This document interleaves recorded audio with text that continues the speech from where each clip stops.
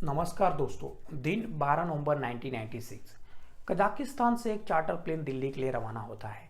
इस प्लेन में 27 पैसेंजर और 10 क्रू मेंबर सवार थे। यह प्लेन दिल्ली इंटरनेशनल एयरपोर्ट के लिए रवाना होता है। इस प्लेन में जो पैसेंजर थे वह छोटे मोटे ट्रेडर्स थे या व्यापारी थे जो कि बिजनेस के सिलसिले में दिल्ली आ रहे थे। वहीं बात कर ली जाए दिल्ली इंटरनेशनल एयरपोर्ट की। दिल्ली इंटरनेशनल एयरपोर्ट पर एक सऊदी एयरलाइंस जो है वह टेक ऑफ के लिए रेडी हो रहा है।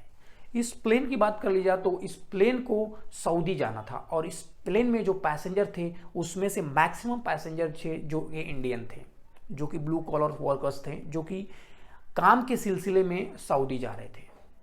इस प्लेन को 6:33 पर दिल्ली इंटरनेशनल एयरपोर्ट से टेक ऑफ करना था और यह प्लेन धीरे धीरे टेक ऑफ करता है दिल्ली इंटरनेशनल एयरपोर्ट से। 6:33 पर यह प्लेन दिल्ली इंटरनेशनल एयरपोर्ट से टेक ऑफ करता है और जैसा कि एटीसी से क्लियरेंस से ही इस प्लेन को टेक ऑफ किया जाता है और यह प्लेन धीरे धीरे 10,000 फीट की हाइट पर चला जाता है। इस प्लेन को गाइड कर रहे थे वीके दत्ता, जो कि एटीसी के कमांड संभाले हुए थे। इन दोनों ही प्लेन को इन्हीं के द्वारा टेक ऑफ और लैंडिंग की परमिशन देनी थी। जैसे ही सऊदी एयरलाइंस को क्लियरेंस मिलता है या धीरे धीरे टेक ऑफ करता है और 10,000 फीट की हाइट पर चला जाता है और वीके दत्ता से परमिशन मांगता है कि क्या हम 14,000 फीट की हाइट पर जा सकते हैं। वीके दत्ता के द्वारा इसे परमिशन दे दी जाती है कि आप 14,000 फीट की हाइट तक जा सकते हैं और जैसे ही यह प्लेन 14,000 फीट की हाइट पर आता है वैसे ही कजाक एयरलाइंस की बात कर ली जाए तो कजाक एयरलाइंस रेडी होता है लैंडिंग के लिए। उसे वीके दत्ता के द्वारा परमिशन दी जाती है कि आप स्टैंड बाई पर रहें 15,000 फीट की हाइट पर, जबकि यह जो प्लेन था 15,000 फीट की हाइट की जगह यह 14,000 फीट की हाइट पर आ जाता है और ऑलरेडी सऊदी एयरलाइंस थी जो कि 14,000 फीट की हाइट पर थी, उससे ज़बरदस्त इसकी टक्कर हो जाती है और यह इंडिया का सबसे बड़ा एयर डिजास्टर हो जाता है। यह जो घटना होती है दिल्ली से सभी 100 किलोमीटर दूर एक जगह है जिसका नाम है चरखी दादरी। चरखी दादरी में ही यह प्लेन दुर्घटना हो जाती है। लोगों को 6:40 पर उन्हें एक बिजली के तड़कने की आवाज़ सुनाई देती है और वह कुछ समझे उससे पहले आसमान से लोहे की बारिश होना स्टार्ट हो जाती है। इस पॉइंट पर वीके दत्ता को, जो कि इन दोनों ही प्लेन को गाइड कर रहे थे, इनके स्क्रीन पर ये दोनों ही प्लेन ब्लिंकिंग डॉट की तरह दिख रहे थे। उन्होंने देखा कि कैसे दो प्लेन ब्लिंकिंग डॉट की तरह एक दूसरे के पास आते जा रहे हैं और एक दूसरे में फ्यूज होने के बाद यह प्लेन रडार से गायब हो जाते हैं। इस पॉइंट पर वीके दत्ता को लगा कि इन दोनों ही प्लेन के साथ जरूर कुछ दुर्घटना हो गई है, क्योंकि यह दोनों ही प्लेन रडार में नहीं दिख रहे थे। जो कि यह जो घटना हुई यह इंडिया का सबसे बड़ा डिजास्टर कहा जा सकता है एयर का, और इस प्लेन में करीबन 349 लोगों की जान चली गई। तो आइए इस चीज़ को हम थोड़ा गहराई से समझते हैं कि आखिर यह प्लेन जो घटना हुई यह क्यों हुई, क्या रीज़न था इस घटना के पीछे का। तो बात कर लेते हैं, हम थोड़ा बेसिक रूल के बारे में समझ लेते हैं ताकि आप एरोप्लेन के बारे में अच्छे से चीज़ों को अंडरस्टैंड कर सकें। आपने ज़मीन पर तो देखा होगा कि जो गाड़ियाँ होती हैं वह एक मतलब कह सकते हैं एक रोड पे चलती हैं, एक लेन बनाया जाता है उनके लिए, ये जाने की लेन है और ये आने की लेन है। तो एक लाइन में चलती हैं, उनके लिए एक रूल बनाया गया है कि इस लाइन से जाएंगी और इस लाइन से आएंगी। तो यह जो रूल होता है वह गाड़ियों के लिए ज़मीन पर होता है। ऐसा ही कुछ रूल होता है आसमान में, जिसे हम एयरवेज कहते हैं। एयरवेज मतलब कह सकते हैं कि हवा में रास्ता, एक तरह का हवा में रास्ता है जिस पे एरोप्लेन चलेंगी, और इन एयरवेज को भी एक डिवाइड किया जाता है कॉरिडोर में कि ये कॉरिडोर जाने का है, एक कॉरिडोर आने का है। तो ये तो हो गया बेसिक रूल, हो गया कि नहीं प्लेन का बेसिक रूल है। साथ ही साथ इंटरनेशनल एविएशन की बात कर ली जाए तो इंटरनेशनल स्टैंडर्ड एविएशन के अकॉर्डिंग इन्हीं दो प्लेन के बीच में, अगर दो प्लेन उड़ रहे हैं तो उनके बीच में वर्टिकल डिस्टेंस जो है वह 1,000 फीट की होनी चाहिए, और हॉरिजेंटल डिस्टेंस यानी कि अगल बगल से कोई प्लेन उड़ रहा है तो वो मैक्सिमम 14 किलोमीटर की दूरी से ही जा सकता है। ये स्टैंडर्ड है। हालांकि इस स्टैंडर्ड को एटीसी के द्वारा कंट्रोल किया जाता है, यानी कि एटीसी ही यह डिसाइड करता है कि कौन सी प्लेन 1000 फीट की हाइट मेंटेन करके रखी है या 14 किलोमीटर की डिस्टेंस मेंटेन करके रखी है कि नहीं रखी है। यह सब पूरी एक्टिविटीज़ जो होती है वह एटीसी के द्वारा कंट्रोल किया जाता है। एटीसी ही डिसाइड करता है कि कौन सी प्लेन को कितने हाइट पे रखना है, कितने लो एल्टीट्यूड पे रखना है। तो ये सब जो ओवरऑल होता है एटीसी के द्वारा ही कंट्रोल किया जाता है।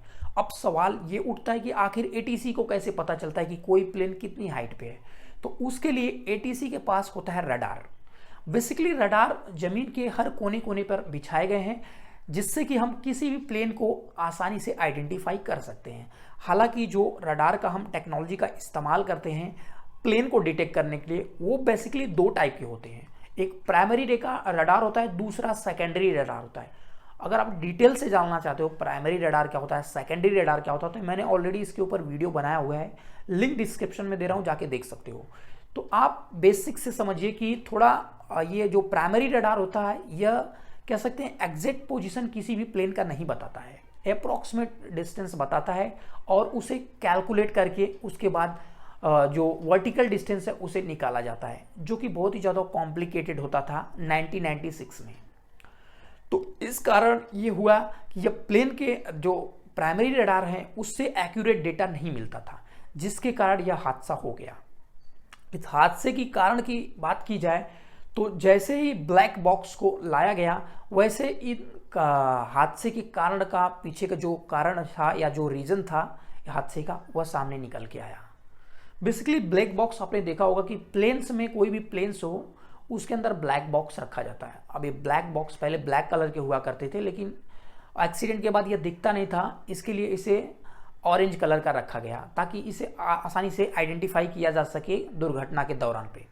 तो इसे ऑरेंज कलर का किया गया। यह ब्लैक बॉक्स जरूरी इसलिए होता है क्योंकि कोई भी एक्सीडेंट होता है तो उस ब्लैक बॉक्स के जरिए आप आइडेंटिफाई कर सकते हो कि प्लेन में या जो दुर्घटना हुई या किस कारण से हुई। ब्लैक बॉक्स में बेसिकली दो चीज़ें होती हैं। एक ब्लैक बॉक्स में फ्लाइट डेटा रिकॉर्डर होता है और दूसरा होता है कॉकपिट रिकॉर्डर। अब थोड़ा समझते हैं कि फ्लाइट डेटा रिकॉर्डर क्या होता है। फ्लाइट डेटा रिकॉर्डर उसे कहते हैं जो कि एटीसी से और कैप्टन से जो बात होती है, कम्युनिकेशन होता है, वो रिकॉर्ड होते रहता है, जिसे हम फ्लाइट डेटा रिकॉर्डर कहते हैं। इसमें एटीसी के द्वारा क्या इनपुट दिया गया था और कॉकपिट में बैठे पायलट के द्वारा क्या एक्शन लिया गया था, ये सब चीज़ें रिकॉर्ड होती हैं। तो इसे हम कहते हैं कॉकपिट वॉइस रिकॉर्डर। और दूसरी तरफ एक होता है फ्लाइट डेटा रिकॉर्डर।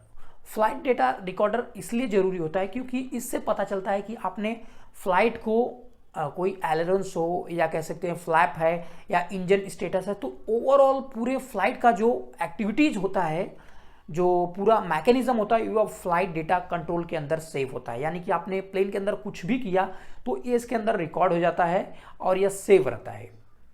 तो इन दोनों ही चीज़ों का इस्तेमाल किया जाता है एनालिसिस के लिए कि ये जो दुर्घटना हुई इसके पीछे का रीज़न क्या है। जब इन ब्लैक बॉक्स को निकाला गया तो उनमें देखा गया कि एटीसी ने कजाक एयरलाइंस को 15,000 फीट की हाइट पर स्टैंड बाई के लिए कहा था।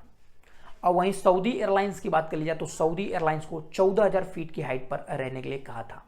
लेकिन जो कजाक एयरलाइंस था, कजाक एयरलाइंस 15,000 फीट की जगह या 14,000 फीट की ऊंचाई पर आ गया था, जिसके कारण यह दुर्घटना हो गई। साथ ही साथ हम ये भी चीज़ की चर्चा करने वाले हैं कि यह जो दुर्घटना हुई इसके पीछे जो अपने इंडियन के सिविल एविएशन के मतलब सिविल एविएशन में क्या चेंजेस हुए, इस दुर्घटना का बहुत बड़ा इफेक्ट पड़ा इंडियन के एविएशन सेक्टर पे।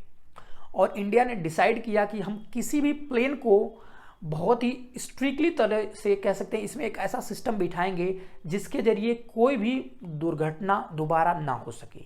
इसके लिए इंडिया ने टीकास्ट सिस्टम को डेवलप किया और टीकास्ट सिस्टम को इनबिल्ड किया गया इस प्लेन के जरिए। मतलब हर एक कॉमर्शियल प्लेन में यह कंपलसरी कर दिया गया कि टीकेएस सिस्टम को लगाया जाएगा।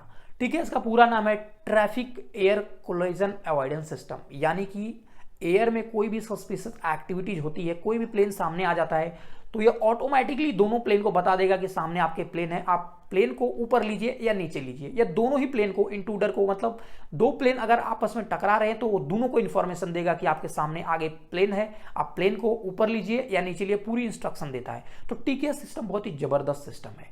साथ ही साथ कम्युनिकेशन एरर, यानी कि जो कम्युनिकेशन एरर हुआ उसके ऊपर भी एक्शन लिया गया कि कोई भी इंटरनेशनल फ्लाइट हो तो उसमें इंग्लिश को कंपलसरी किया गया कि उस जो प्लेन उड़ा रहा है उसे इंग्लिश आना जरूरी है, क्योंकि यह इंटरनेशनल लैंग्वेज इसे घोषित किया गया और इंग्लिश को ही प्रीफर किया गया। किसी भी इंटरनेशनल प्लेन को उड़ाना है तो इंग्लिश कंपलसरी किया गया। साथ ही साथ प्राइमरी रडार की जगह सेकेंडरी रडार को भी इनबिल्ड किया गया।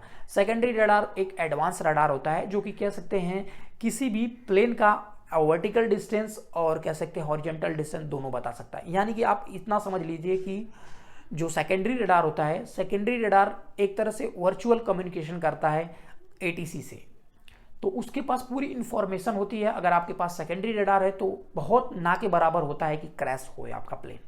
तो ये सब एविएशन सेक्टर में चेंजेस किए गए और जिसके कारण आज भी कह सकते हैं कि बहुत ही कम होता एयर कोलिजन का खतरा होता है। आप भी देख सकते हो कि अब प्लेन बहुत ही कम मात्रा में एक दूसरे से कोलाइड्स होते हैं या कि ये डिजास्टर हो जाए।